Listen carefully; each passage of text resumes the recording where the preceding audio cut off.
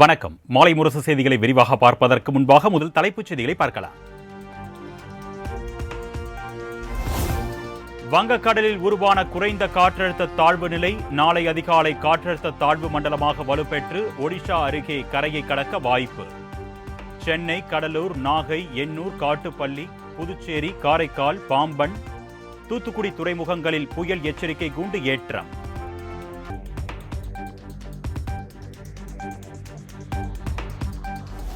Microsoft Windows உள்ளிட்ட மென்பொருட்கள் திடீரென முடங்கியது. சுமார் 30 கோடி பயனாளர்கள் தவிப்பு.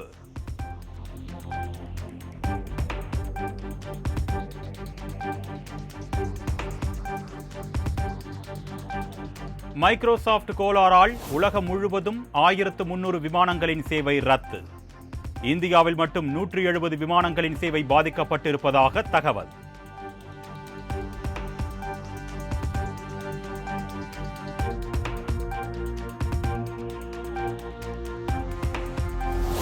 நாடு முழுவதும் 3 மணி நேரத்திற்கு மேலாக இணையதள சேவை முடங்கியதால் தாமதமாக புறப்பட்ட விமானங்கள்.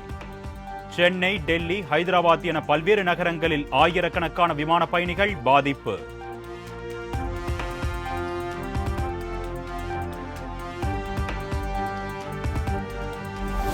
மைக்ரோசாஃப்ட் சேவை கோளாறால் சென்னையில் 8 விமானங்களின் சேவை ரத்து. தொழில்நுட்ப கோளாறை அறியாமல் விமான நிலையம் வந்த பயணிகள் கடும் அவதி.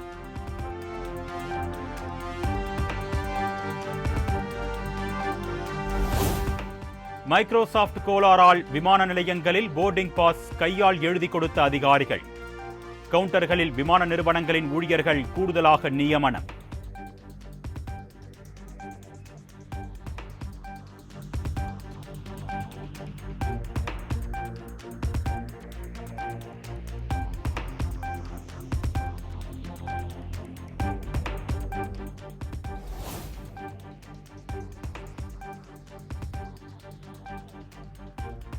மைக்ரோசாஃப்ட் தொழில்நுட்ப கோளாறு இணைய வழி தாக்குதல் அல்ல என்று கிரவுட் ஸ்ட்ரைக் நிறுவனம் விளக்கம்.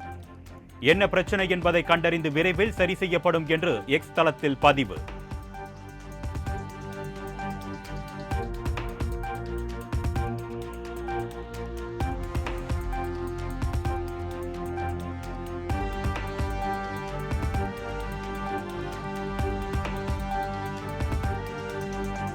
மைக்ரோசாஃப்ட் மென்பொருள் குளறுபடியால் தேசிய தகவல் மையத்தின் நெட்வொர்க் பாதிக்கப்படவில்லை. மைக்ரோசாஃப்ட் நிறுவன அதிகாரிகளுடன் தொடர்ந்து தொடர்பில் இருப்பதாக மத்திய அமைச்சர் அஸ்வினி வைஷ்ணவ் விளக்கம்.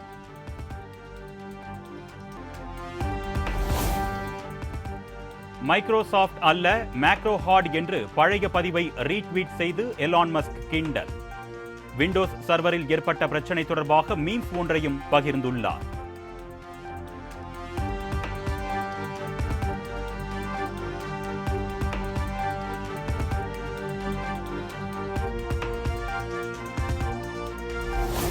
தொழில்நுட்ப கோளாறு விரைவில் சரி செய்யப்படும்.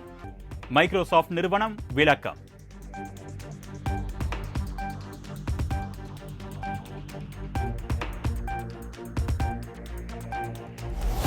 மைக்ரோசாஃப்ட் சேவை முடங்கியதால் உலகளவில் பங்கு வர்த்தகத்தில் பாதிப்பு. மும்பை பங்குச்சந்தை சென்செக்ஸ், தேசிய பங்குச்சந்தை நிப்டி வர்த்தகத்தில் எந்த பாதிப்பும் இல்லை.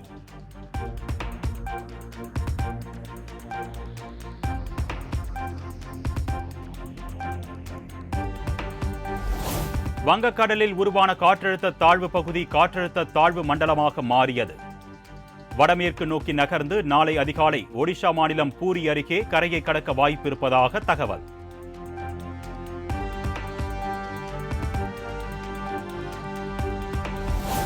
திருப்பூர், திண்டுக்கல், தேனிக்கு இன்று கனமழை பெய்வதற்கான மஞ்சள் நிற எச்சரிக்கை.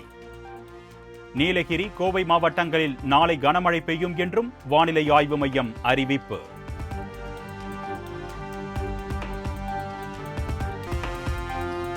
மேட்டுப்பாளையம் முதல் தூத்துக்குடி வரை செல்லும் புதிய எக்ஸ்பிரஸ் ரயில் சேவை. மத்திய இணையமைச்சர் எல் முருகன் கொடியசைத்து ரயில் சேவையை தொடக்கி வைத்தார்.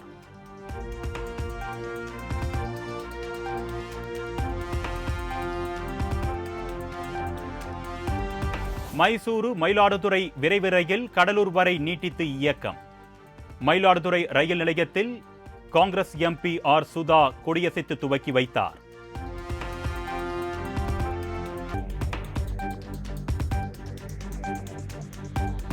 பள்ளிக் கல்வித்துறை சார்பில் 264 கோடி ரூபாய் மதிப்பீட்டில் கட்டப்பட்டுள்ள கட்டிடங்களை திறந்து வைத்தார் முதலமைச்சர் மு க ஸ்டாலின். சென்னை தலைமைச் செயலகத்தில் நடைபெற்ற நிகழ்ச்சியில் மாணவ மாணவிகளுக்கு மடிக்கணினிகளை வழங்கினார்.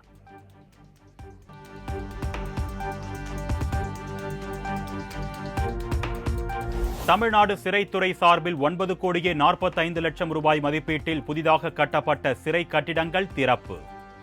தலைமைச் செயலகத்தில் இருந்து காணொலி வாயிலாக திறந்து வைத்தார் முதலமைச்சர் மு க ஸ்டாலின்.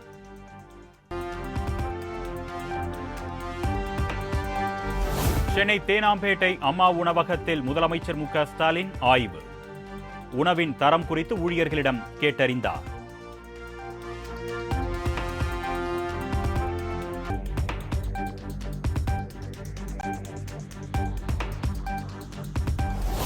சென்னையில் அம்மா உணவகத்தை மேம்படுத்த 21 கோடி ரூபாய் ஒதுக்கீடு.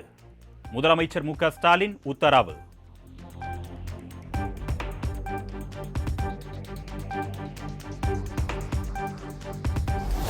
சட்டப்பேரவையில் நிறைவேற்றப்பட்ட 14 சட்ட மசோதாக்களுக்கு ஆளுநர் ஆர் என் ரவி ஒப்புதல்.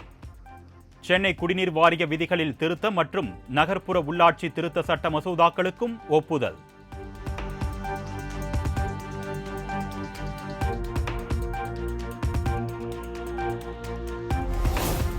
தமிழ்நாடு ஆளுநராக மீண்டும் ஆர் என் ரவிக்கு கால நீட்டிப்பு வழங்கப்பட இருப்பதாக தகவல். பதவிக்காலம் இம்மாதத்துடன் நிறைவடைய உள்ள நிலையில் அதிகாரப்பூர்வ அறிவிப்பு விரைவில் வெளியாகிறது.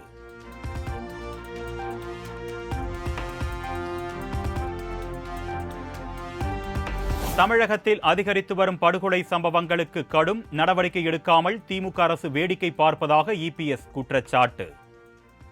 கொலை பாதகர்களிடம் இருந்து மக்களை காப்பாற்ற போர்க்கால அடிப்படையில் நடவடிக்கை எடுக்கவும் வலியுறுத்தல்.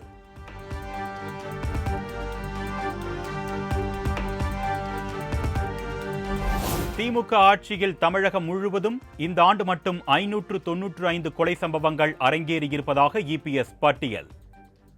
சென்னை மாநகரில் மட்டும் 86 கொலை சம்பவங்கள் அரங்கேறி முதலாவது இடத்தை பிடித்திருப்பதாகவும் சாடல்.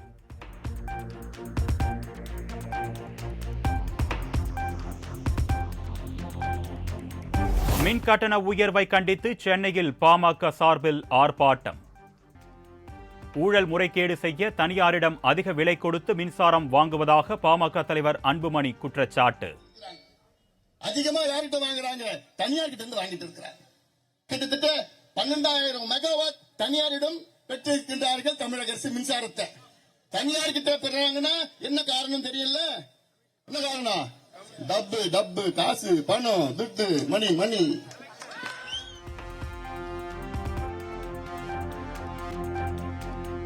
திருவாரூர் மாவட்டம் மன்னார்குடி அரசு கொள்முதல் நிலையங்களில் தேங்கி கிடக்கும் பல்லாயிரக்கணக்கான நெல் மூட்டைகள். மழை பெய்து நெல் மூட்டைகள் சேதமடைவதற்கு முன்பு கொள்முதல் செய்ய வேண்டும் என்று விவசாயிகள் வலியுறுத்தல்.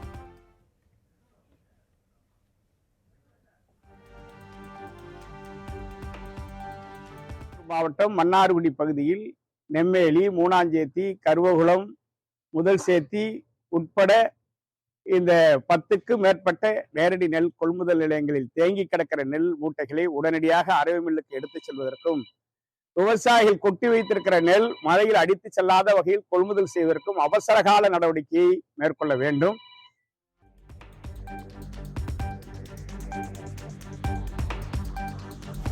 சென்னையில் 282 கோடி ரூபாய் மதிப்பீட்டில் சாலை பணிகள்.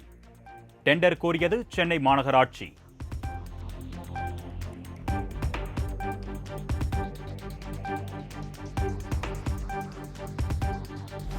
மூன்று புதிய குற்றவியல் சட்டங்களை ரத்து செய்ய கோரி திமுக அமைப்பு செயலாளர் RS பாரதி தாக்கல் செய்த மனு. மத்திய அரசு 4 வாரங்களில் பதிலளிக்க சென்னை உயர்நீதிமன்றம் உத்தரவு.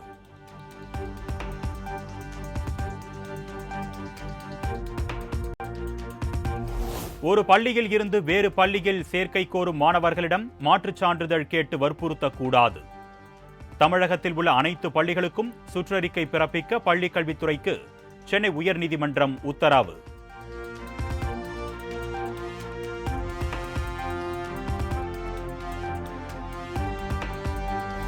தேர்தல் நன்கொடை பத்திரங்களுக்கு எதிரான வழக்குகள் மீது வரும் 22ஆம் தேதி மீண்டும் விசாரணை. தலைமை நீதிபதி அமர்வில் மூத்த வழக்கறிஞர் பிரசாந்த் பூஷன் இன்று முறையிட்ட நிலையில் உச்சநீதிமன்றம் அறிவிப்பு.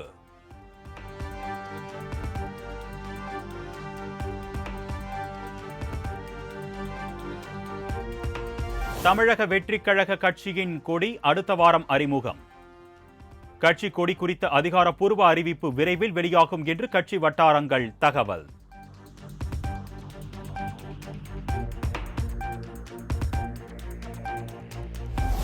சவுக்கு சங்கர் குண்டர் சட்டத்தில் அடைக்கப்பட்டதை எதிர்த்து அவரது தாயார் தாக்கல் செய்த ஆட்கொணர்வு மனு ஜூலை 23ஆம் தேதி விசாரணைக்கு எடுத்துக் கொள்ளப்படும் என்று சென்னை உயர்நீதிமன்றம் அறிவிப்பு.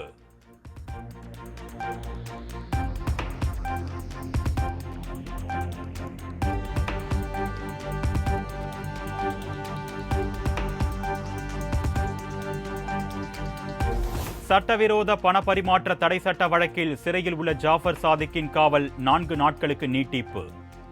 அமலாக்கத்துறை தொடர்ந்த வழக்கில் சென்னை முதன்மை அமர்வு நீதிமன்றம் உத்தரவு.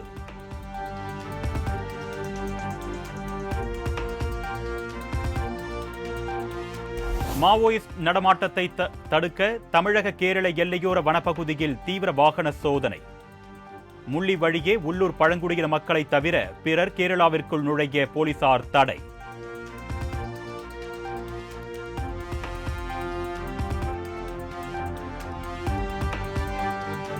சென்னை எழும்பூர் ரயில் நிலையத்திற்கு வெடிகுண்டு மிரட்டல் விடுக்கப்பட்டதால் பரபரப்பு. கடிதம் மூலம் வந்த மிரட்டலை அடுத்து மோப்பநாய் உதவியுடன் போலீசார் தீவிர சோதனை.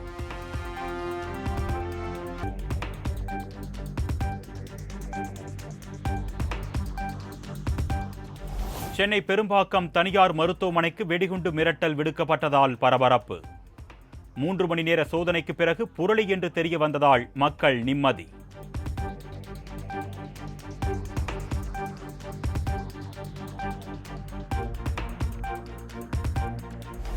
நீலகிரி மாவட்டம் பந்தலூர் பகுதியில் கனமழை மற்றும் மண் சரிவால் 17 வீடுகள் சேதம். 40க்கும் மேற்பட்ட பொதுமக்கள் ஊராட்சி ஒன்றிய நடுநிலைப் பள்ளியில் தஞ்சம்.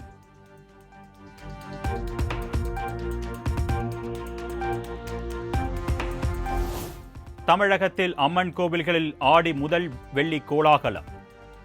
அம்மன் கோவில்களில் அதிகாலை முதலே குவிந்த பெண்கள் தரிசனம்.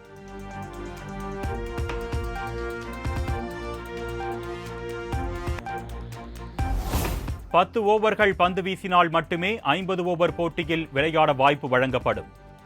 தேர்வுக்குழு கூட்டத்தில் ஹர்திக் பாண்டியாவுக்கு இந்திய அணியின் தலைமை பயிற்சியாளர் கௌதம் காம்பீர் நிபந்தனை விதித்ததாக தகவல்.